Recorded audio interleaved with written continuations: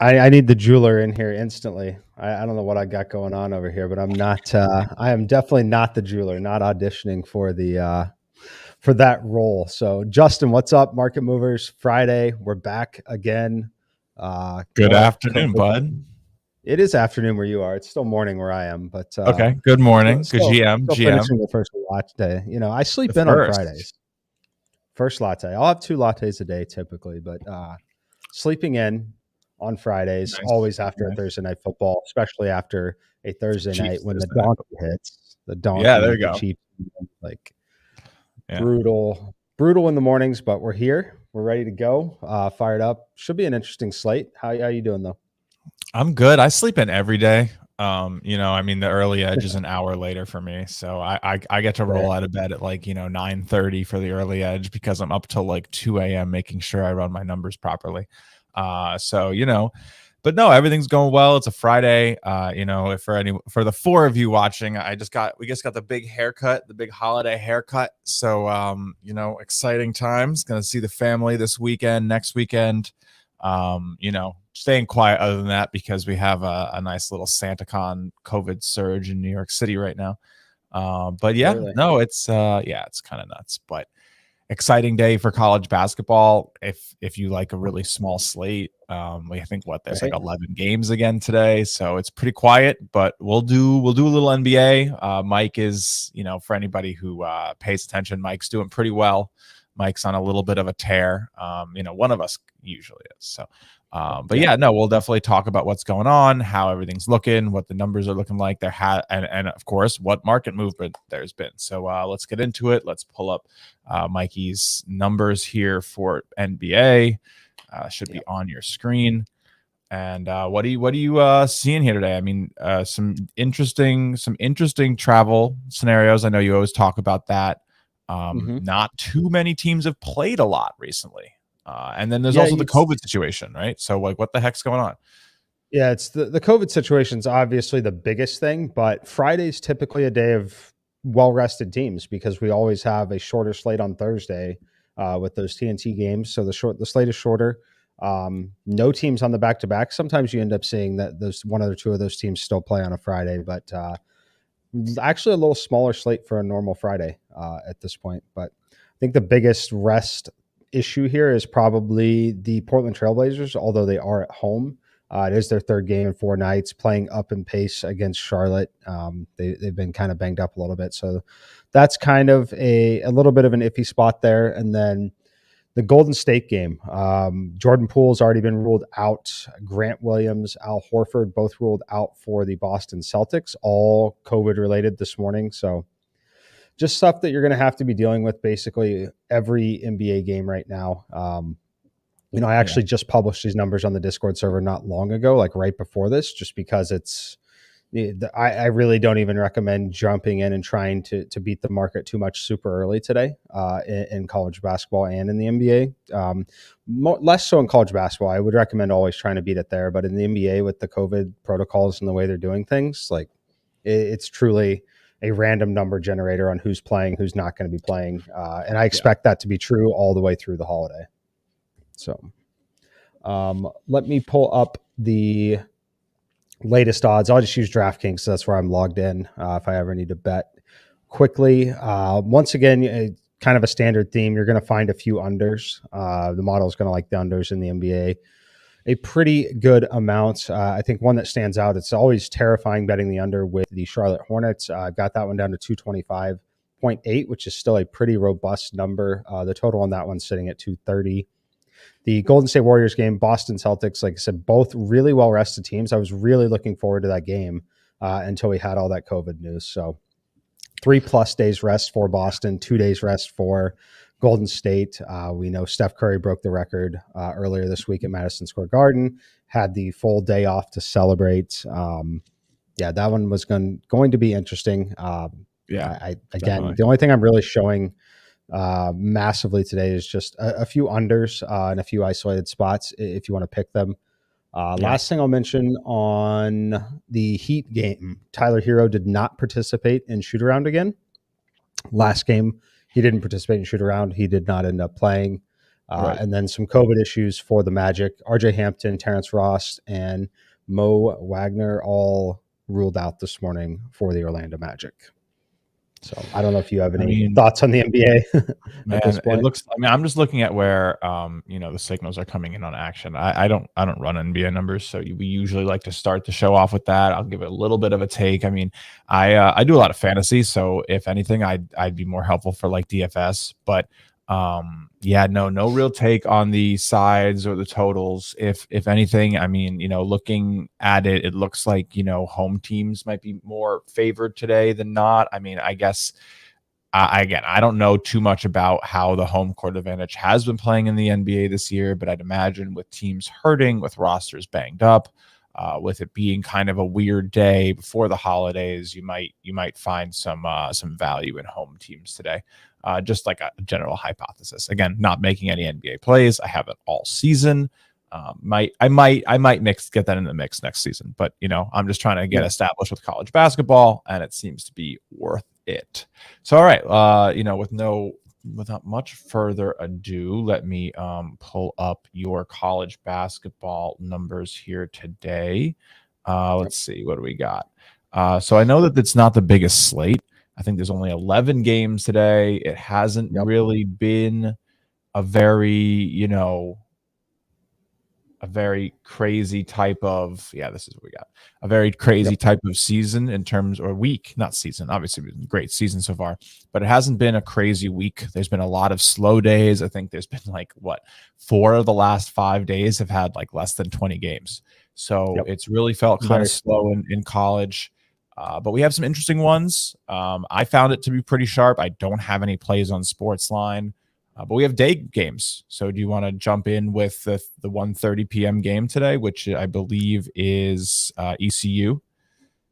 ECU and Liberty. This one is super interesting. I think that this one probably also had a pretty drastic swing on a lot of the other models out there that you could potentially be looking at.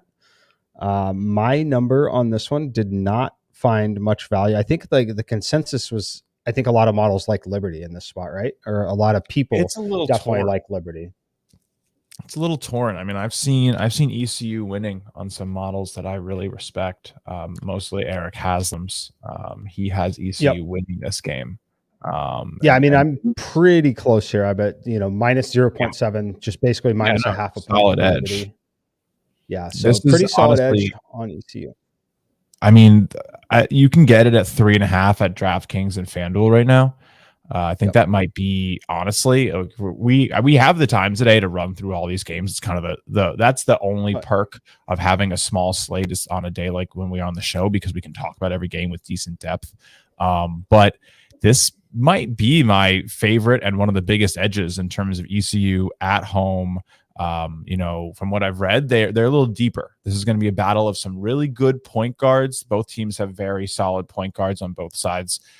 So I'd look for interesting guard play. This is going to be one I'm definitely watching. Both these teams are going to try to make the tournament. They're going to be like right on the cusp. They're going to need a big push at the second half to make some noise, maybe win their conference tournament. So this game will help. But yeah, this is an interesting one. I've seen the under as a pretty popular play too. I know you have. Actually, I need to find it on your sheet really quickly here. 29.7 is where I'm at there. on the total. Yeah, you're right. Yeah, it looks. I mean, I think this one's dropped. It probably would have maybe been a touch of a lean on the under initially, but it's a pretty clear lean towards ECU at this point. Yeah, I think so. So I do think that for ECU, one thing that stood out to me was they almost beat Oklahoma. They were 12.5 point dogs to Oklahoma, ended up losing that game by 5. They covered against Gardner-Webb, which actually isn't a terrible school at that time. Look, I lean towards ECU in this game. I haven't played it officially, but that's where I would lean. I know a lot of people like Liberty in this game, for at least from what I've seen on social media. That's usually also a pretty good signal if everyone likes that side and the computer says the other side. So I would lean toward ECU there. Also 0-4 for Liberty on the road against the spread. So they have not done well at home. Now, I do believe this is a neutral site game. So there isn't Yeah. a home court advantage factored into models, but it's in Charlotte, right? And Yep. that, I mean, Liberty is in Virginia, I believe, right? Hmm. And East Carolina obviously is around the Charlotte area, probably a little more, I would imagine. Yep. Being in North Carolina. So my guess is that ECU probably should get like a close rating. I'm interested to see some models do that. Do you do that with yours, Mike? Do you have like a close by factor in comparison to just like a home and away? Not really, just because it's close. I mean, in some spots, yes, you can, but Yeah. in these spots, I don't make it a massive, massive edge for them. Right. I don't project it as being very significant or relevant at all. If you did, it would just make ECU, probably right out of pick'em if you really, really, really pushed it to that. But Right. I'm not overly concerned with it. So Yeah, I mean, if I could get, I don't have 3.5 in my local book. I have 3. But if I can get to ECU plus 3.5, if I can find that on my book, especially because it's an extra game, I know I can't buy points on this game at all, even if I wanted to, which I never do want to. And we've talked about that a right. lot. It's not always the smartest thing to do, but I can't even get it. So I'll see if I can wait and try to get 3.5. I think if you're gonna play this game, you definitely want to go to FanDuel or DraftKings and get that extra half point. You might end up winning because of it. So yeah, I mean, again, the +3, you don't get a loss condition. You take a push condition, so it's not the end of the world.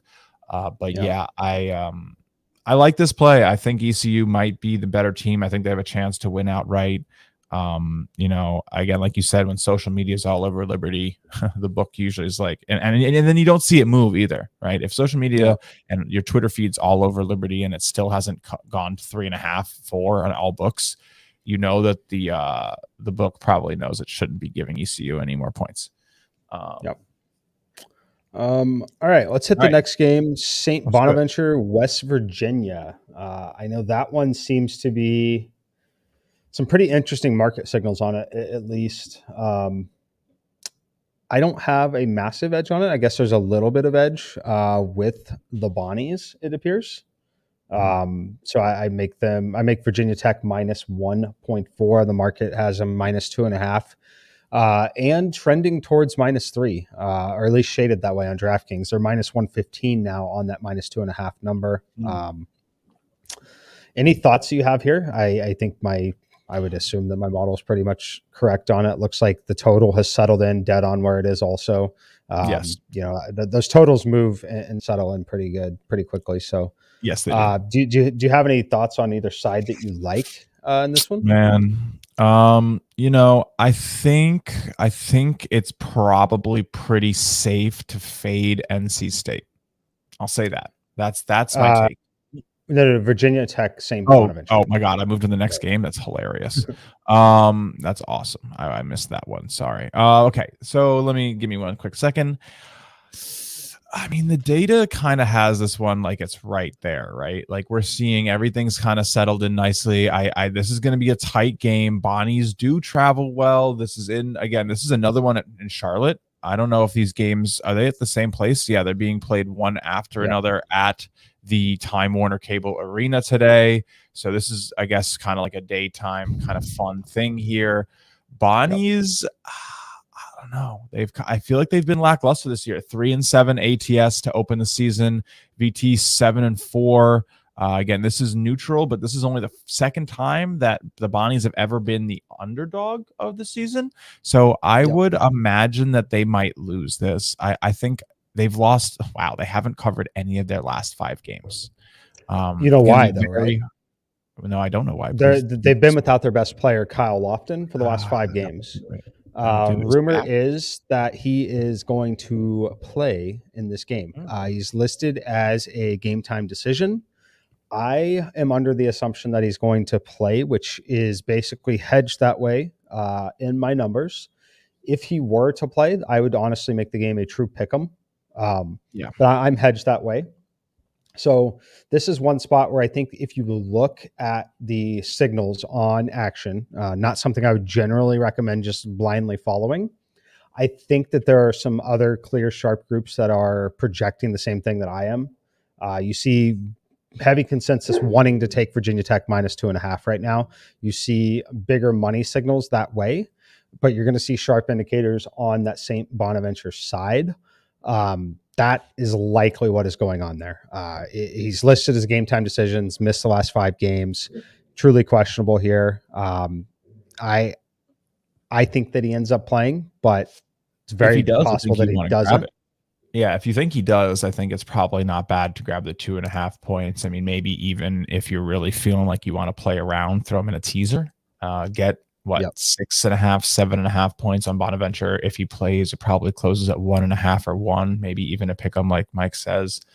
Get some good value there. But yeah, I'm probably staying away. Virginia Tech hasn't looked bad this season. They just haven't. Again, this is on small days like this, especially on a Friday, you're going to get decent volume, right? So you're going to have decently sharp lines. Like a small slate on a Tuesday or a Wednesday, you're going to be able to find some edges. But like, people gamble on Friday. Like tonight, people are going to be sitting at home and gambling. There's just more. There's more bets. Like you can see it. Like when you look at the action app every single day of your life, the way I do, like there isn't a game without like 3,000 bets placed on the app. That doesn't happen on like a big slate or like a small slate on a Monday. It just doesn't. So everyone's going to be, you know, at the bar tonight watching college basketball, placing some bets. So we love it. But it definitely, that makes it a little bit more treacherous, especially at noon. You know, like there's no lying about that. Like that's why I run my numbers at like 1 a.m, because like, you know, there's a lot less volume. Nobody's really looking. I can beat the market. And that's really important. So as much as we're talking about things here, the more successful you want to be, the earlier you should bet, or later. And we can get into that another time though. But closing lines also offer peak value points. But all right, let's get into that game that I thought we were on. Richmond, NC State. What I mean, again, I'm not an NC State believer. They're pretty bad. 3-7 ATS. But Richmond is a hard team to trust too. I mean, what are you thinking here? I know your model is basically straight on. You actually have Richmond favored by like an extra point here. You have a point edge. Yeah, I'd be a lean towards Richmond in this game. Not a huge NC State fan. I think it's mostly appropriate, mostly efficient. Another one, market is settled in on the total. Pretty much all these totals had a little bit of edge last night, but the market has moved to dead on where the computer was when I published this around midnight last night. Yeah, I don't have a ton of thoughts on this one other than NC State. Like they haven't been great against the spread. They do carry maybe just a touch more name value in a little bit of a bigger conference, but yes. I don't, they're coming off the cover against Purdue. So I think that, if anything, they're just a little inflated because of a little bit of the name value coming off that cover against Purdue. They only lost by 10. They ended up as 14.5 point dogs. I believe, the market was on them in a sense. So I think they opened at like 17 in that game, -17 or +17, got bet all the way to +14.5. They only lost by 10 to Purdue. They were not able to cover against Louisville. They did not cover against Nebraska. They did not. I mean, Bethune-Cookman 24, you can kind of throw that one out, but they haven't covered and they haven't shown the ability to win some of those closer games. Right. Like I think Oklahoma they State, for probably example. lose this game. That's the thing. Like they're expected to lose this game, and you get into a very interesting position at -2, where like how many games do you really think are going to finish at -2? Right. If a game is sitting at -1, is a team really going to let it happen and sit there? And if it's the opponent's ball, they dribble it out like that. It doesn't really exist. Games finish at like 1 point if they manage to escape a full court press after the losing team puts in a bucket and they can't get a foul on them somehow. Like very, very likely. Or maybe the team gets fouled up 1 and they miss both their free throws and the other team misses a full court heave or something. Like the scenarios in which you're going to get such a small finish are pretty narrow. So if you believe Richmond's going to win, I think you're probably pretty safe taking -2. Like that's not a spread where I'm like, oh my God, like I'm risking so much. Like I should just take the money line and pay the juice. No, they're likelihood likelihood is they should win by 2 if they're going to win the game, or at least push it. Like a 1 point, you're only losing if they win by 1, right? So, and again, I just don't know how feasible that is in most game scenarios. Here's why I like Richmond. If I had to make a play here, I don't see North Carolina State running away with this. I don't necessarily see Richmond running away with this, but I feel like Richmond's going to be able to strike if North Carolina State gets a lead. But this is tight. This is like maybe a point edge in either direction, no matter where you look. So not going to get a play. Again, for anyone who's just joining, my favorite, we liked what was it? ECU more than anything else so far today, in my opinion. And I would say Richmond, if you want to lean that way, that you could pretty consensus -1.5 currently. It's where I'd lean. It's another neutral site game. Most of the games today are neutral site. You get into some of these like special holiday type tournaments around this time. So keep in mind that it is a neutral site in that one. Let's see. There was one. What's the next game? We'll keep going by time, even though that's not how I have it sorted. It's okay. Furman, Mississippi State. That one I've got all the way down here at the bottom. Got a little edge on Mississippi State. If you want to end up playing something like that, I don't feel super great about it, to be honest with you, but it's where the computer is on it. It is a friendly computer. So anything you got on that one? Your model is 10, right? Last I looked, I'm looking at it now. Almost 11, -10.9 on Mississippi State. I mean, this is an interesting one. I definitely saw a lean in multiple models at that level, in terms of coming in at around 10. I don't know. I mean, this is I've always liked this Mississippi State team. I feel like they're well coached. 10.5 seems like it's a pretty popular number in a lot of models.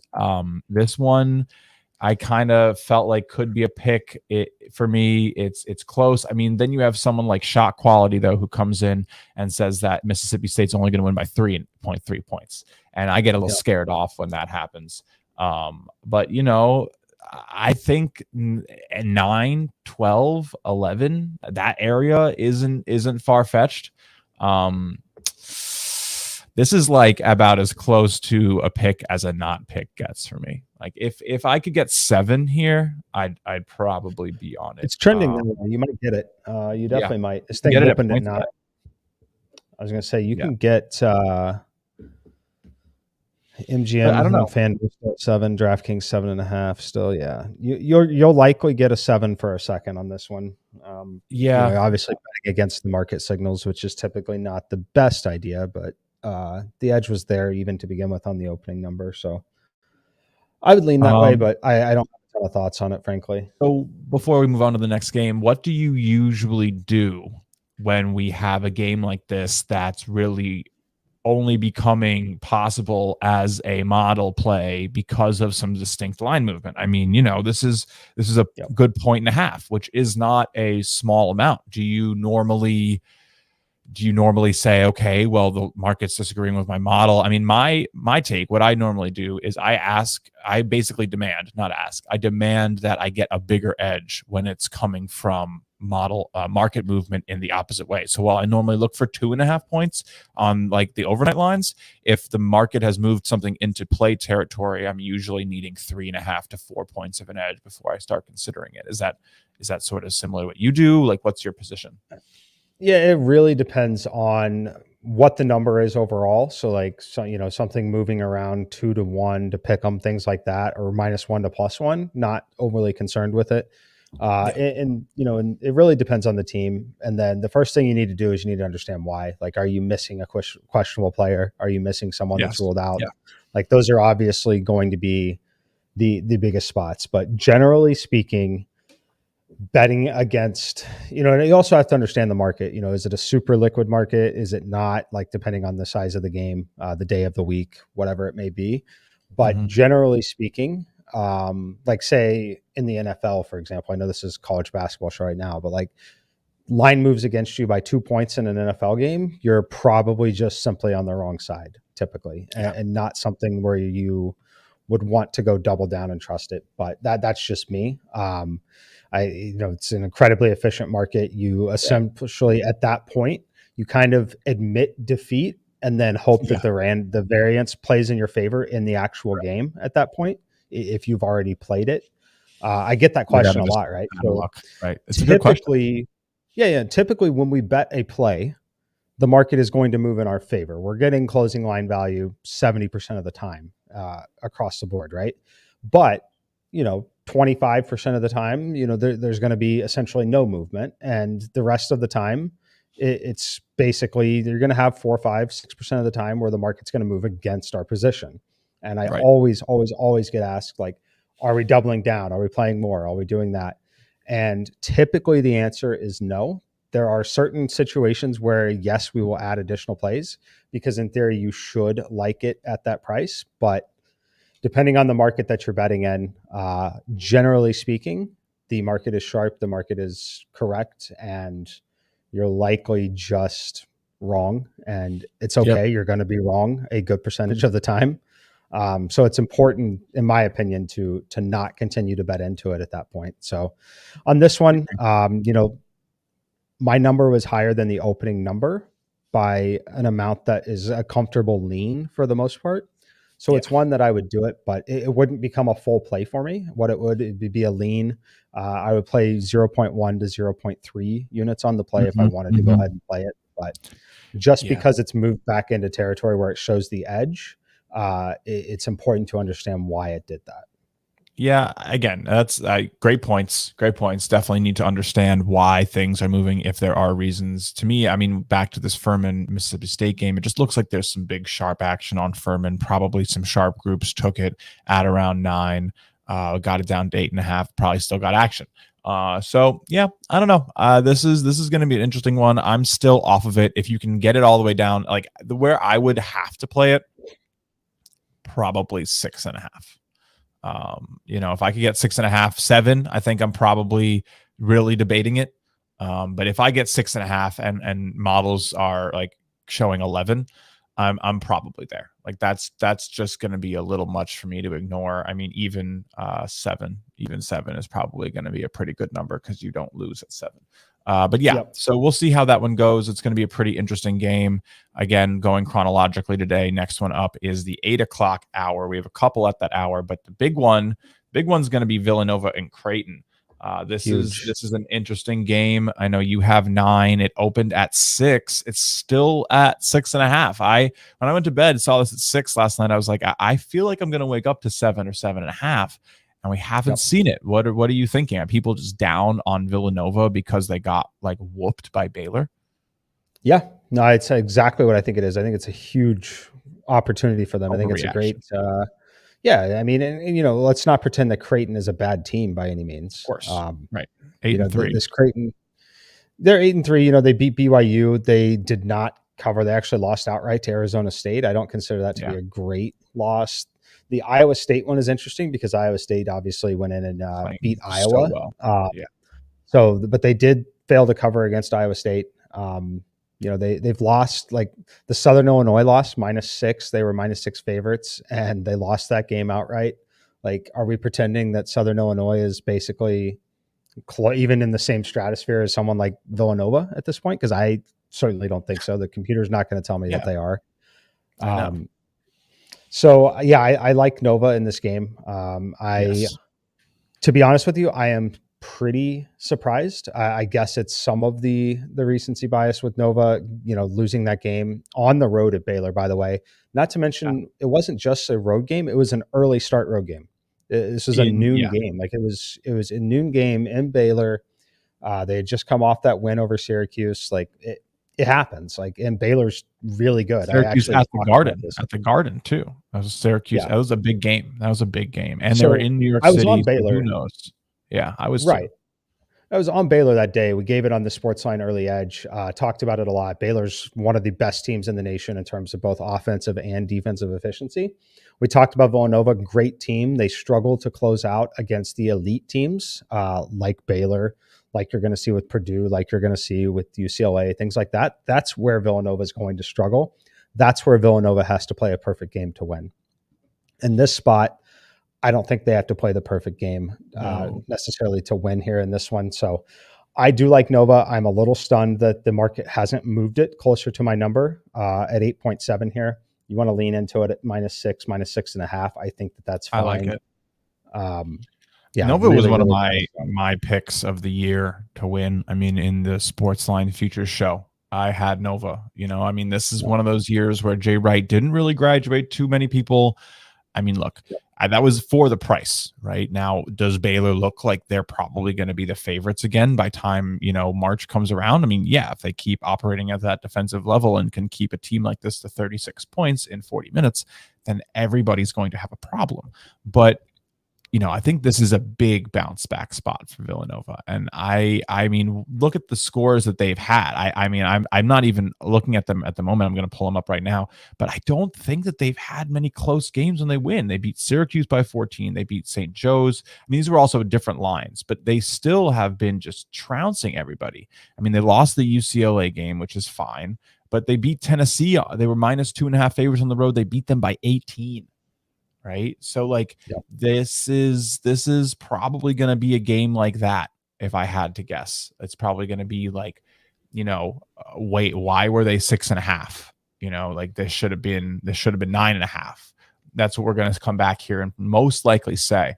And then I know we got an interesting question from Rob in the chat about if how results impact modeling. And if you have a game that really falls short of a total, if you projected it one way, what do you do? And I mean, my guess is I know your answer already, but you're going to just chalk it up to the way the game goes. And, the models are more likely to be correct than not. And it's more about we're not playing pin the tail on the donkey as much as we are playing try to choose the right side of the line, right? It's a little bit of a different game. So while the models come out with a specific final number, what you sort of learn as you work with them for a long time is that they're really showing you a distribution of potential outcomes narrowed down into a final guess. So I don't know. I look at them as full cases of potential. So while the number might say, oh, we should go over, that doesn't mean that it's saying it's never going to go under. It's just saying at a much higher clip, it should go over if things work out the way that they have based on our data. Yeah. I mean, in the college game, the way it's officiated really, really, really has an impact on it. Just the shooting efficiencies vary drastically from game to game. Chicago State game. Remember that? What was that? Was that Wednesday? Yeah. Was that on Wednesday after we did the show when we saw the Chicago State game have 20 free throws in the last 5 minutes of the game? And 4 minutes. 20 free throws in 4 minutes. Yeah. They had 83 points. They had 8. I'll never forget. This is going to be one of the craziest beats I think I'll ever have bet on. But 83 points in the first 34 minutes and then 46 points in the final 6 minutes. So that is when you lose a game that has a big under signal like that because of something like that, you're not going to sit there and be like, oh, the models were wrong, right? You're going to just say, oh, this is one of those games where the refs clearly had an agenda. They were calling everything. Chicago State was fouling down 13. It's not really on the model because that game didn't really go how games are modeled. So again, things are going to break off, but the idea is that if we can keep a solid standard deviation of games, within the realm of what we want or what we expect based on the projections, then we're doing pretty well. And the thing I'll say to the point of the example in the question comes in at 125 and the total is 150. That scenario is just totally irrelevant. It literally means nothing. And the reason that means bigger nothing deal would be if it came in at 144 and you had 150, right? It almost. Yeah, I mean, typically you need to look at the market. Your total on a simulation is not going to necessarily in the most extreme of cases should maybe be 10 points off of the market, in college basketball. And other sports, not even close to that. But in college basketball is the one where you could be the most off and most different from the market as a whole. And you're talking 10 points. The consensus of the market there, if it's off by 25 points, it's just truly the end game variance and not something you should be concerned with at all, really. Yeah. So agreed. What's next? South Alabama. South Alabama, the USA. I mean, this has been a very interesting team. I was hitting on them earlier this year. This one flipped, I want to say. I feel like this was Yes. they opened as a favorite, as an underdog, and they went to -2 late last night, and now it's worked its way back to +1 for Tarleton. This is an interesting one. I probably should have grabbed Tarleton at +2, honestly. But the opening line was +1 on DraftKings, but yeah, and +2 on FanDuel actually. I've got an edge on the over, but that's really the only thing I've got on this. So yeah, nothing crazy for me. USA 6-1 against the spread. Tarleton 5-3. I mean, if you like taking teams that have covered, it's a little bit of a risky game because books do shade value against them. Like, they're not just going to keep giving you gift lines against USA. They're going to want to eventually have that team's record basically come back towards 500. So, I don't know. Picking against really good ATS teams sometimes is a viable strategy. Tarleton's played all but one of their games on the road. So I don't know. They've also whoa. This is a rematch. Mm-hmm. These teams these teams played each other 3 days ago. Correct. Yeah, you see that a lot with these kind of schools. Yeah. Yeah. So you're seeing, and that game finished right at 7, and that was at South Alabama, and the line was 6.5, and Tarleton couldn't cover, and now they're coming home, and they're going to be favored, or they're going to be the underdog by 1. Oh man. I feel like USA is probably the play. I feel like how much is going to change? So it's yeah. I don't have any sort of pick on it, but the market is certainly. I think the South Alabama is a consensus play in that one. I think the thing you have to be concerned with in this spot is just the massive contrast in style. Like, it's totally different. Tarleton's like one of the slowest teams in the country, almost 350th in pace of play. South Alabama loves a little faster pace, so definitely contrasting styles. It'll be interesting to see if Tarleton can dictate the pace a little more at home versus away. South Alabama beat them by 11 points in the second half last game, and Tarleton won the first half by 4. I feel like it's an over or nothing for me personally, but yeah. That's fair. I feel like for me, it's South Alabama. I mean, the last game the line was 123. Today's the line's 126. I think it probably does go over again. Honestly, maybe, you know what? I think we do pretty well when we talk about leans on the show. I'm gonna place a fun bet if anyone wants to join me. I'm gonna do a 2-team teaser on that game tonight.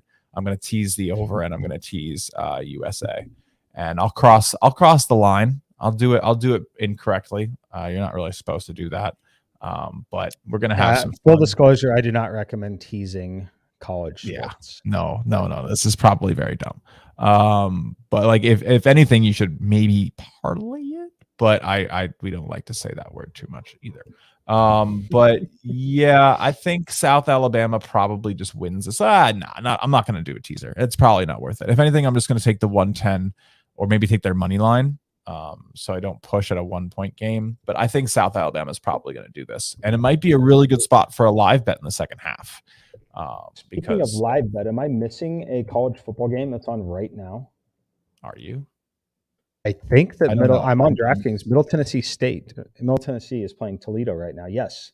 End of the first quarter, Middle Tennessee is up 7, and they are +3.5 on the dog. Yes. So I got to answer this question in the chat. So why no teasing? I wouldn't tease in college sports just because it's a lot more variance in game than some of the pro leagues. Their markets aren't quite as efficient. Typically higher scoring in some of the spots, not necessarily in basketball, obviously, but typically not a spot where I would recommend teasing. I would only tease in the NFL, and through some of the more key numbers is where we do it. So yeah, generally would not recommend teasing college sports. Yeah. I mean, again, it's just that like so much can happen with 4 points in the college game. Like, it's just not like, think about how much more valuable 4 points is. Or I guess you tease a lot more in football, but like, think about how much more valuable 6 points is in football versus like 4 points in college basketball, and they're the same price on a teaser. So it's a very different value. And you're kind of just like you're not getting enough for what you're paying at the end of the day when you tease, especially basketball teasers are pretty hard. NBA makes a lot more sense again because the markets are a lot more efficient and you're going to have a lot more volume, which means the lines are more likely to come in within that range. So it gets a little bit better. But yeah, college basketball, the results can be so far off of the line, and that happens so regularly that, it's not going to reliably come within a tease number. Yeah. Well, that and the other thing too, like the college. So it's back. This is obviously basketball. We'll talk college football. So in college football, the games typically they're not more predictable. The outcomes fall within a way more specific range in the NFL than they do in college football. So right. In the NFL, like about 15% of all games are decided by 3 points or less, right? In college football, that number is 7% lower. Like it's almost cut in half to the number of games that are decided by 3 points. When you go with games that are decided within 7 points, it's still the same. But when you look in that 3 to 7 point range, which is where a lot of NFL games are settled, almost 40%, that number in college football drops well below 30%. So it definitely, you're not getting through and you're not getting to some of those more key numbers. So that's another reason why, just generally speaking, the only spot you tease, in my opinion, personally, is the NFL. And you're typically teasing it to get certain numbers. So looking at underdogs that are plus 1.5, plus 2.5, potentially plus 2.5 home underdogs, teasing them up to 8.5 gets you through most of the key numbers in the NFL. That is a spot that you do it. Essentially like I've done with the Steelers this week. If you watch the early edge over on Sportsline, you'll see some teasing favorites down, 7.5, 8.5, tease those down, get them under a field goal, which is obviously a very key number. You can do that pretty comfortably in the NFL, but I know it's fun. I know it's enticing, but I really, really, really discourage teasing anything but the key numbers in the NFL. I agree. You really want to try to take the books for the most value is really, and the NFL provides you with that opportunity. But all right, let's try to maybe cover some of these, a few more games. We don't have to hit every single one. I know we're hitting that 45-minute mark here. We try to keep it right around there every day. There's a few more games today. I mean, I didn't really like much from this URGTV UTSA game. URGTV has been one of the favorites for me early in the year, but they've actually failed to cover in all of their last 4 games. Kind of a stay away for me right now. Mike, I know your model is right there with it. It's actually fallen a point, so that money might be on URGTV. Yeah, this is just a stay away for me. Is it even on this list, Mike? No, I don't have it on there. Yeah, okay. I don't have it on there for some reason. Yeah. I don't know what happens. All right. Well, perfect. San Jose versus Portland. This one, you definitely lean towards Portland. The line's -2 right now, open -1. So you still have a couple points of edge, but San Jose has looked solid. Portland's looked solid. Portland's actually lost its last 3 against the spread. San Jose could be an interesting play here. I'm staying off though. Yeah, not a spot that I'm overly eager to invest in. For me, on days like this where you're mostly tight to the market and mostly not a ton of big edges, like I'll play the one that's maybe a little smaller edge that at least provides me with some entertainment value as well, and that's going to be Creighton Villanova. You get that thing at 6.5. Like that's one that I'm interested in. I trust the model edges a lot more on some of those games too, just a little bit. So yeah. If you want to play the other ones, I think it's fine. I obviously lean in some of those directions, and I would still lean with Portland there, but not a situation I feel overly confident in. Unless you can. I agree. Really Definitely a pass. Nah, yeah. Again, that totals come down to, so you don't necessarily you think it might be over, but again, I'm staying away. Wake Forest, Charlotte. I mean, this one, man, Wake is 10-0. They're definitely going to win the game, but they're, I think, 7-4 against the spread. Charlotte's not great though. It's probably a Wake play. but I'm No. not touching this with a 10 foot pole. I mean, you are literally right on the number. Most model, this is one of the sharpest lines of the entire day. This Yeah. is just this is gonna finish at 10. I would bet. Like, it's too bad you can't take a bet like will finish exactly at 10, because this is one I would want that with. Yeah. Not once again, not a spot that I'm overly anxious to play. Yeah, I would lean that way if you maybe play it or if you're betting the board. Right. But yeah, not getting there. Santa Clara, we got 4 games left. So Santa Clara, FAMU, this is a big line. Santa Clara minus 18. Santa Clara, one of those teams that started hot. Everyone was talking about them. Oh, they look so good. They look so good. But they've lost their last 4 against the spread and only won one of those games against Mount St. Mary's. They've lost to Boise. They lost to Cal. They lost to Louisiana Tech. Yep. We have a question from Sed asking, is the big from Santa Clara back yet? And that might be part of the reason why they're not doing well. I mean, he's back. I believe he played in the last game. So FAMU has only once covered a spread bigger than 15, and it was against Kansas State to open the year. So if you're into those types of stats, FAMU might struggle covering a big spread. If you're into stats like, how Santa Clara has done, yeah, they had a 16-point spread against Mount St. Mary's and they couldn't cover that. They had a 14.5-point spread against Cal Poly, which they did cover, but that was opening the year when they were on a tear. They started hot.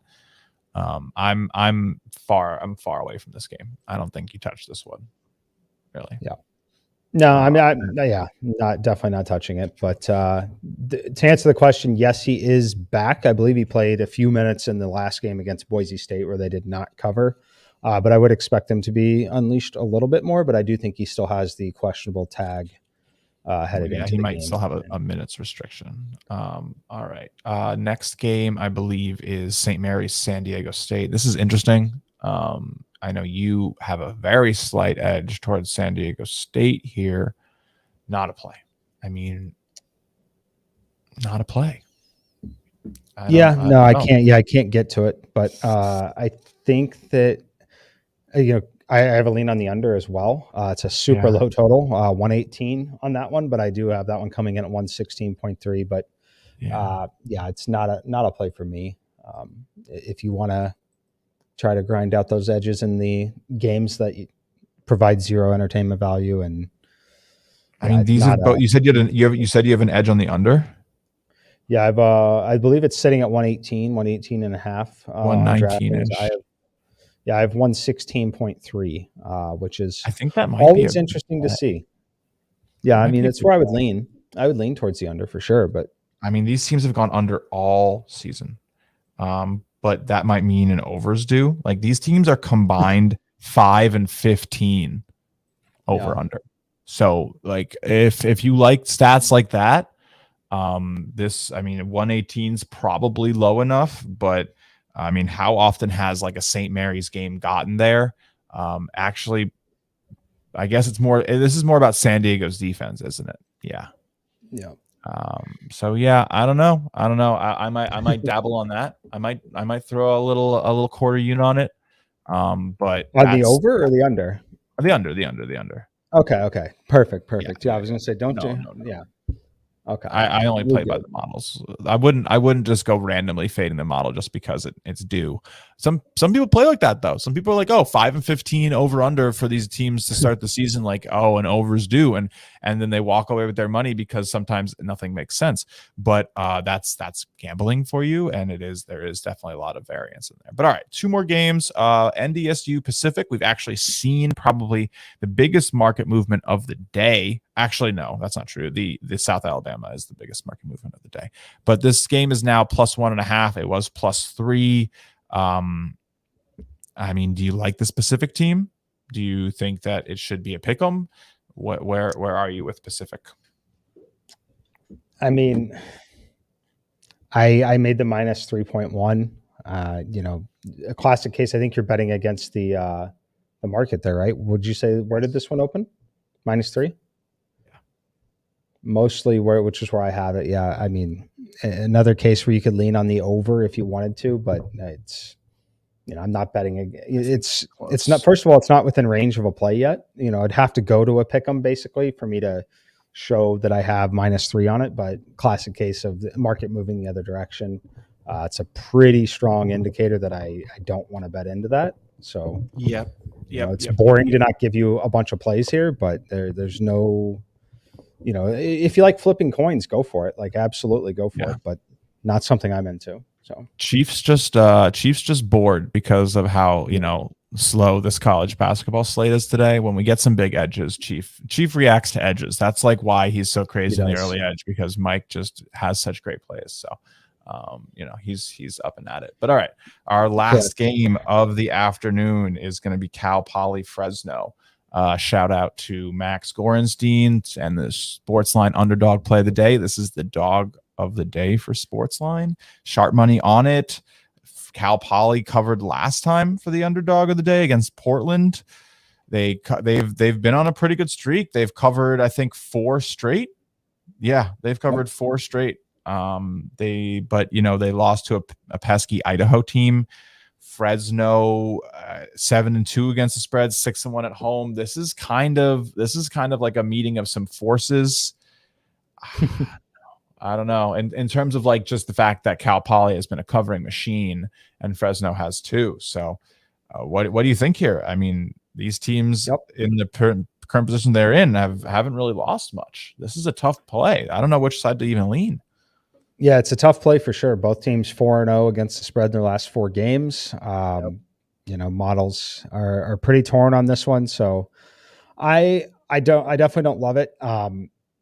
Look, both of these teams, I totally understand why Max wants to play Cal Poly here. And despite my model having it at 15.5, I believe that's basically where it's sitting. It's bouncing between 14 and 15, mostly in the market. So both of these teams play with a pretty slow pace. And anytime you play with a pretty slow pace, you can tend to get games that get a little bit tighter than they might really be or should have been later in the game. So I don't hate it for that reason. Obviously, Fresno State is the better team. And I really, it's not really up for debate at that point. So I'm telling you, the issue is, like, can Cal Poly, can they win the rebounding battle at all? Because they're going to have to, they cannot give Fresno State second chances in this game. If they do, I don't think they really even have much of a shot to cover the spread. I think it could get ugly really quickly. I don't know if you have any other additional thoughts on it, but for me, I can't get there. It's another one where my model is almost dead on the total as well. It's a very low total, much like that St. Mary's San Diego State game. So anytime you have low total teams that play slow, it becomes more difficult to, cover those bigger numbers. So you can lean that way if you want to, but based on my number and where it's at here, anytime I see my model on this where there's no clear edge there, the next thing I go look at is the total, right? Because if I'm dead on market on the spread, I need to go look at the total. And if I'm dead on the total as well, it's a total stay away. If I'm dead on the spread and then my total for some reason is off by 10 points, then I need to go look at the game, understand what am I missing? What is the market missing? Why is this standing out? Right. That's a number one. I know a lot of you out there aren't actually modeling, but if you are, or if you're trying to look at numbers, you're trying to do things like that, look for those kind of signals, because if one of them is way off and one is dead on, you're likely wrong somewhere when it's at that margin. But this one is pretty much dead on both spread and total. So just zero reason for me to even consider playing this game. Yeah, I'm with you. Fully with you. So yeah, I mean, it's going to be a good day of college basketball. I got a couple small plays in. I'm going to put probably less than a full unit down today. I'm going to put a little, probably half on Nova, and then a quarter on, I like South Alabama and I like East Carolina. So those are my leans today. Like you said, probably indulging the model a little bit more with Nova because it's going to be a fun game. I want to watch it. But yeah, nothing too official. It's a tight day. It's going to happen. I mean, and we'll talk about this all year. It's a good thing. You know, when the models are coming in and saying, you know, the lines are sharp, like, yeah, it's not fun. We don't get to make a lot of bets or, you know, have the opportunity to win a lot of money, but it means that we're doing something right and that we can trust the edges when we get them. So, yeah. I Let's say on that, yeah. you know, if you join us on the Discord server, obviously, you know, I'll try to drop the link in here before we sign off, but you'll get these numbers. I share these numbers typically around 11 p.m. to midnight, which is when most of the lines have opened at that point. So I know Justin does a lot of the same things too. Basically, in this business, especially with this in a market like this, especially true on bigger days where they have to put lines out for 70, 80, 100 games. You're definitely going to want to be trying to bet the opening. So tonight will be one of those nights where we will be dropping a lot of nuggets, a lot of games. I haven't even looked to see how many there are tomorrow, but it looks like probably 65, 70 games, somewhere in that range. Games are getting canceled with COVID. Games are definitely getting canceled with COVID, but there's still, there's going to be a lot of volume tomorrow. And that's fun. I mean, we're probably going to have like more games tomorrow than we've had in the last 5 days. So, very excited. We will, I think we're both on the morning show tomorrow. So you'll definitely get both of our college basketball plays, and we'll see you guys then. Thanks for tuning in, guys. Here's the Discord before we sign off. Just dropped the link in there, and definitely come hang.